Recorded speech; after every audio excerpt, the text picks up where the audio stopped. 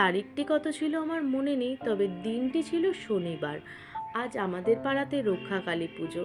মায়ের মূর্তি তো আনা হয়েই গিয়েছে। রাত্রির 12টার পর থেকে মায়ের পুজো সারা রাত ধরে হবে। মায়ের পুজো যেহেতু সারা রাত ধরে হয়, তাই দেখার সৌভাগ্য অনেক বছর আগে একবার আমার হয়েছিল। তখন আমার ছেলে অনেকটাই ছোট ছিল, ওকে কোলে নিয়ে সারা রাত ধরে মায়ের পুজো দেখেছিলাম। আর ওইটুখানি বাচ্চাকে এই বেদিতেই শুইয়ে রেখেছিলাম। মায়ের সামনে শুয়ে থাকবে, ভয় কি? আর দেখো প্যান্ডেলটাকে কি সুন্দরভাবে আলো দিয়ে সাজিয়েছে, আর এখন সেই পুজোর জোগাড়যন্ত্রেই চলছে। যেহেতু রাত্রির জেগে আমি থাকতে পারবো না, তাই এই ভিডিওটি চিকুর বাবা করে এনে দিয়েছে।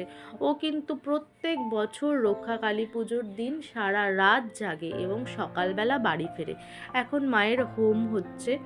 আর দেখো কি সুন্দর লাগছে মায়ের মূর্তিটা, এই সময় যেন মাকে জীবন্ত রাখে। মা যেন সবার মঙ্গল করে, মায়ের কাছে এটাই প্রার্থনা। আমার ভিডিওটি কেমন লাগলো অবশ্যই কমেন্ট বক্সে